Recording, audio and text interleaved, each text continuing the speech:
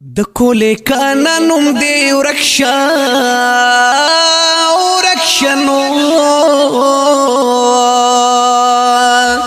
ویخ کولی زوانان تا د دنیا ورکڑی دینا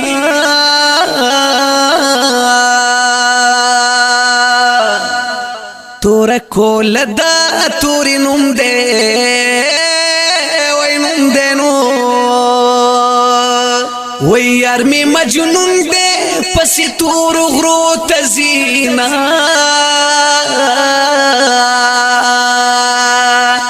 مرجان بیا اجازت راکا اجازت راکا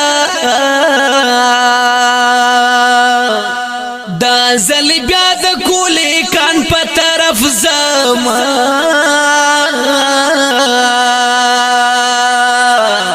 د مجبوری دلاس موری وخوگی موری نو اجازت اخلم درنا بیا پا سفر زمان پا سفر زمان بیا پا دعا رخصتی راکا رخصتی راکا موری خدای خبر بیا چی بمکیگی دیدنونا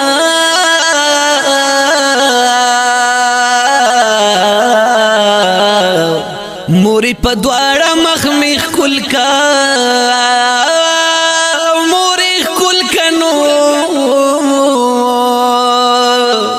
بیا پا دوارا تخپل پورتا کلا سونا موری او خپل لا سونا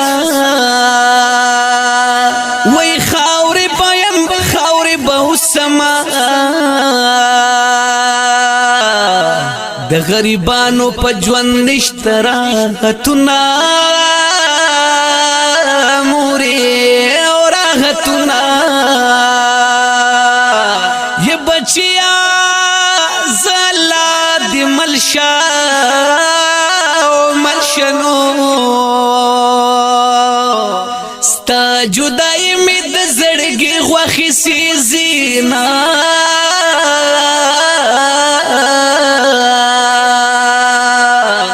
یہ جمیل فانی مجبور سختنو وزکان ایک بخت یار می بل وطن تزینا دکویلی سخت مزدوری دا موری وی دا دیر سخت زندگی دا موری قسم دے دیر خپا کڑے یما ستا پالی دو پسیڑن کڑے یما دکویلی سخت مزدوری دا موری وی دا دیر سخت زندگی دا موری وی قسم دے دیر خپا کڑے یما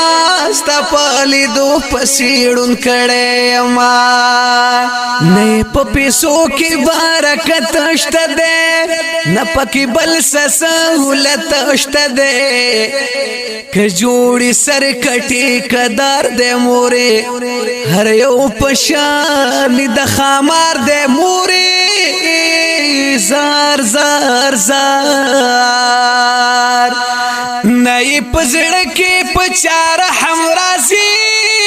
وی کد چا سمربی وسیوی موری وی قسم دے دیر خپ کڑے یما ستا پلی دو پسیڑن کڑے یما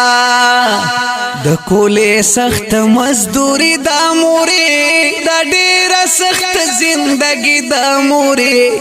وی قسم دے دیر خپ کڑے یما ستا پلی دو پسیڑن کڑے یما بس ہر ورستی جنازے چوتیگی دادا گلنو گل دستی چوتیگی ہر یو موسم پکی خزان دے موری زڑمی دغما پلرزان دے موری زار زار زار یہ پجوندان بالدی پمڑو حساب یو جان کلا په ژوندو حساب یو وای په غم لړلې زندګي د مورې خود حالات مجبوری د مورې تیل تیارې پانسی د مورې وای په کوزې دو کې سختي د مورې قسم د ډېر خپکړې ما ستاپلې دو پسیړون کړې ما